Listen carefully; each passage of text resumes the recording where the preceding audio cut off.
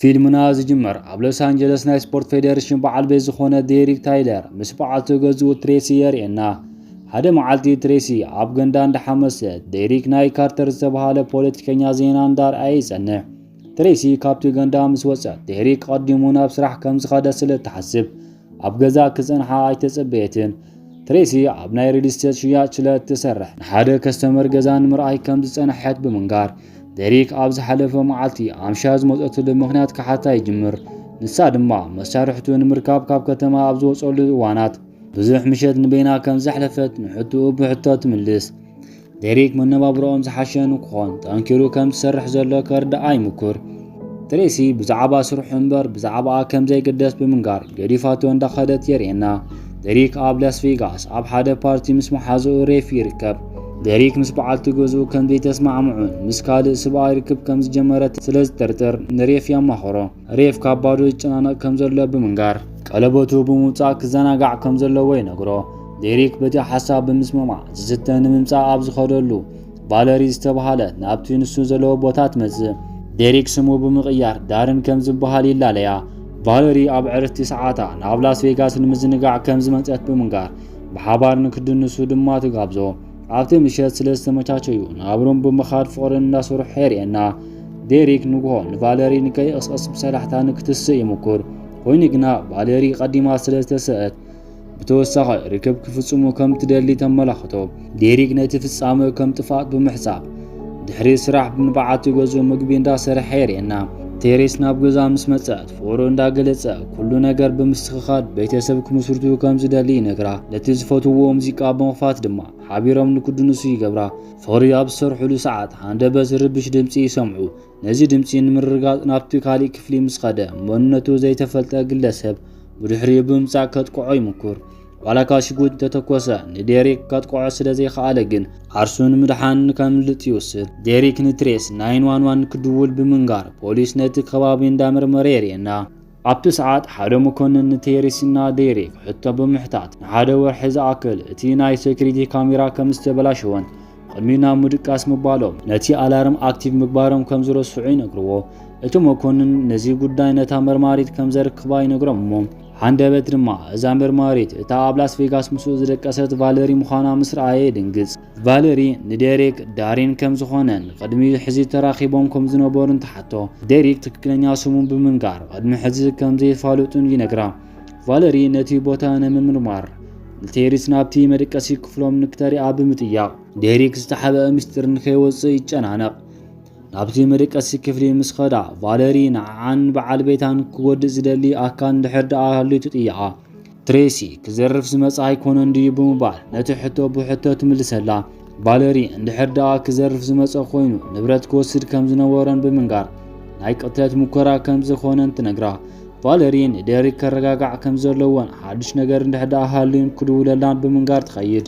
ኣብ ቀጻሊ መዓልቲ ቫለሪ ነቲ ናይ ቀደም ሰብኣያ ፖለቲከኛ ካርተር ንምርካብ ኣብ ናይ ውላዳ ህይወት ክትሳተፍ ከም ትደሊ ብምግላጽ ካርተር ውላዳ ናይ ምውናይ መብታ ከም ዝተኸልኸለት ብምንጋር ሓሳባ ክቕበላ ኣይከኣለን። ብተወሳኺ ካብ ጥቕኡ ንክትርሕቕ መጠንቀቕታ እንዳሃባ የርእየና። ዴሪክ ቫለሪ ንምርካብ ናብ ፖሊስ ጣባ ይኸይድ። ናብቲ ክፍሊ ምስ ኣተዩ ድማ ዴሪክ ነቲ ዝናገርዎ ዝከታተል ኣካል ወይ ድማ ካሜራ እንድሕር ደኣ ሃልዩ ይሓታ። ቫለሪ ምንም ነገር ከም ዘየለን ብነፃነት ክዛረብ ከም ዘለዎን ትነግሮ። ቫለሪ ነዚ ጉዳይ ንሳ ከም ትምርምሮን ሓድሽ ነገር እንድሕር ደኣ ሃልዩ ክነግራን ተሓቶ። ኮይኑ ግና ዴሪክ ምስ በዓልቲ ገዝኡ ቴሬስ ሕጉስ ህይወት ከም ዘለዎን ነቲ ኣብ ዝሓለፈ ዝገበርዎ ርክብ ግልፂ ንምግባር ከም ዝመፀን ይነግራ። ቫለሪ ኣብ ልዕሊ ሓዳሩ ከምዚ ዓይነት ተግባር ብምፍጻሙ ትወቕሶ።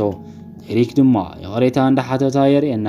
ቫለሪ በቲ ዝፈጸምዎ ነገር ተጽዕኖ ከም ዘይፈጥሮልን ነቲ ናብ ገዝኦም ዝኣተየ ወንጀለኛ ንምርካብ ከም ትሰርሕን ቃል ተኣትየሉ። ብተወሳኺ ምናልባት ናይ ቅትለት ሙከራ ክኸውን ከም ዝኽእል ተጥንቅቖ ትደሊ።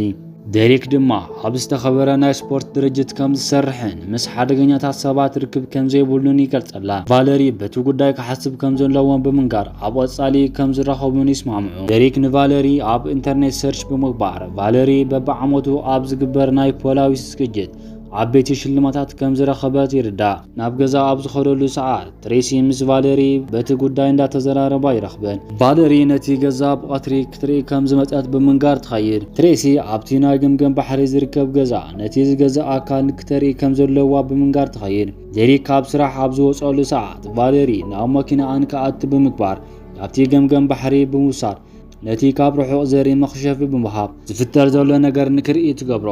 እቲ ናይ ቀረባ መሓዞ ሬፍ እና በዓልቲ ቤቱ ፍቕሪ እንዳሰርሑ የርእየና። ዴሪክ ብጣዕሚ ይድንግጽ። ቫለሪ እቲ ኣፓርታማ ብትሬሲ ዝመሓደር ናይ ክራይ ንብረት ምዃኑን ብምንጋር ዴሪክ ብጣዕሚ ስለ ዝተረበሸ ቦይኑ ንክትጎድፎ ይነግራ። ቫለሪ እውን ምስ ተረጋግዐ ንክድሎላ ብምንጋር ገዲፋቶ ትኸይድ። ቫለሪ ንኻልኣይ ግዜ ናብ ካርተር ብምኻድ ክትኸሰው ከም ትደሊ ምስ ነገረቶ ካርተር ነቶም ላዕለዎት ዳኛታት ብምእማን ብምንም ዓይነት ነገር ክተሸንፎ ከም ዘይትኽእልን ይነግራ። ብምቕጻል ዴሪክ ንቫለሪ ብምድዋል ክረኽባ ከም ዝደልን ካሊእ መረጃ ንክትነግሮን ይጥይቓ። ቫለሪ ኣብ ዝሓለፈ ክቐትልዎ ዝመከሩ ሰባት ትሬስና ሬፍ ብምዃኖም ብምንጋር እንድሕር ደኣ ክጥንቀቕ ዘይኽእሉ ካልኣይ ከም ዝፍትንዎ ትነግሮ። ብተወሳኺ ትሬስ ኣብ ዝሓለፈ ናብ 911 ከም ዘደወለትን ካታሉሎ ከም ዘላን ንክጥንቀቕ ትመኽሮ። ሃንደበት ዴሪክ ምስ ሰዓማ ርክብ ምፍጻም ይጅምሩ። ካብቲ ኣፓርታማ ብምውጻእ ድማ ናብ ገዝኡ ይኸይድ። ንጎ ፖሊስ ናብ ገዝኡ ብምምጻእ ናብቲ ጣብያ ብምውሳድ ትሬስና ሬፍ ተቐቲሎም ከም ዝሓደሩን ናይ ፎቶ ማስረጃን ተሪኦ። ዴሪክ ካብቲ ጉዳይ ኢዱ ኣታውነት ከም ዘይብሉን ይነግራ። ቫለሪ ካብቲ ቦታ ዝተረኸበ ቀለበት ምስ ኣርእየቶ ዴሪክ ናብቲ ኣፓርታማ ብምኻድ ሬፍና ትሬስ ርክብ እናፈጸሙ ከም ዝረኸቦም ብምንጋር ንሱ ከም ዘይቐትሎም እውን ይነግራ። ቫለሪ ክትኣምና ኣይከኣለትን። በቲ ጉዳይ ኣብ ሚድያ መነጋገሪ ዛዕባ ስለ ዝኾነ እቲ ናይ ዴሪክ ኩባንያ በቲ ክሲ ምኽንያት እቶም ሰራሕተኛ ካብ ስርሖም ካቋርጹ ይግደዱ። ድሕሪ ናይ ትሬስና ሬፍ ስነ ስርዓት ቀብሪ ምፍጻም ቫለሪ ቀዳማይ ተኸሳሲ ምዃኑ ትነግሮ። ኮይኑ ግና ዴሪክ ትክክለኛ ቀታሊ ንክእልሹ ከም ዘለዎም ይሕብረላ። ቫለሪ ንዕኦም ክቐትል ዝደሊ ኣካል ንሱ ጥራሕ ምዃኑን ክከታተልዎ ከም ዝደልዩን ትነግሮ። ኮይኑ ግና ዴሪክ ንሳ ከም ዝቐተለቶም ክጥርጥር ይጅምር። ንሳ ድማ ማንም ከኣምኖ ከም ዘይኽእልን ብምንጋር ይፈላለዩ። ብምቕጻል ናይ ዴሪክ ኣዲኡ ካብቲ ጉዳይ ነፃ ክኸውንን ክጠንክር ከም ዘለዎን ትነግሮ። ኣብቲ ምሸት ዴሪክ ንወዳክኡ ተይረን ብዛዕባ ቫለሪን የዛርቦን ነቲ ጉዳይ ንሱ ክቆጻጸረሉን ይነግሮ። ዴሪክ ታይረን ኣብ ቀረባ ሰዓት ካብ እስር ቤት ስለ ዝወፀ ሕማቕ ነገር ንከይገብር የጠንቅቖ። ታይረን ምስ ሓደ ዓርኩ ብምዃን ንቫለሪን ንምንዛዝ ናብ ገዝኣ ይኸዱ። ኮይኑ ግና ቫለሪን ምስኪን ብምምሳል ሽጉጥ ብምውጻእ ክልቲኦም ተቐትሎም። ቫለሪ ንዴሪክ ብምድዋል ክራኸቡ ከም ዘለዎም ትነግሮ። ብምቕጻል ዴሪክ ብዛዕባ ታይረን ትጥይቓ ዓርሳን ምክልኻል ከም ዝቐተለቶም ትነግሮ። ብተወሳኺ እንድሕር ደኣ ነቲ ናይ ቀደም ሰብኣያ ካርተር ክትቐትሎ ክኢላ ኣብቲ ናይ ትሬስና ሬፍ ጉዳይ ነፃ ከም ዝኸውን ትነግሮ። ኣብ ሓደ መዓልቲ ውሽጢ ክቐትሎ ተዘይኽኢሉ ግን ነዚ ኩሉ ቀትለት ናብኡ ከም ሰንዝሮ ተጠንቀቖ። ኣብ ቀጻሊ መዓልቲ ዴሪክ ናብቲ ካርተር ዘለዎ ቦታ ብምኻድ ቫለሪ ክትቐትሎ ከም ዝደልየት ከጠንቅቖ የርእየና። ኮይኑ ግና ካርተር ጉልበቱ ብምጥቃም ክወቅዖ ኣብ ዝመከረሉ ሰዓት ዴሪክ ብስሕተት በቲ ሽጉጥ ይቐትሎ። ብምቕጻል ዴሪክ ናብቲ ቫለሪ ዘለቶ ቦታ ብምኻድ ትሬስና ሬፍ ከምኡውን ትሬንና መሓዙ ከም ዝቐተለት እናተናዘዘት የርእየና። ቫለሪ ካብ ውላዳ ንዝኽልኽላ ነገር ክትቐትሎ ከም ትኽእል ትናገር። ዴሪክ ነዚ ነገር ካጋልጽ ከም ዘለዎ ይሓስብ። ብሽጉጥ ተኩስ ምስ ወቕዓ ከም ዝሞተት ስለ ዝሓሰበ ካብቲ ኣፓርታማ ንክወፅእ እንትብል ቫለሪ ብተደጋጋሚ በቲ ካራን ክትወግኦ የርእየና። ኣብ መጨረሻ ዴሪክ በቲ ሽጉጥ ተኩስ ድማ ይቐትላ። ቫለሪ እንትመውት ነቲ ቅትለታት ከም ዝፈጸመትን ዝፈጸመትሉ ምኽንያታት ኣብቲ ቅዳሕ ስለ ዘስፈሮ ካብቲ ወንጀል ነፃ ይኸውን። ድሕሪ ዝተወሰኑ እዋናት ዴሪክ ሓድሽ ህይወት ብምውናን ምንባር ይጅምር።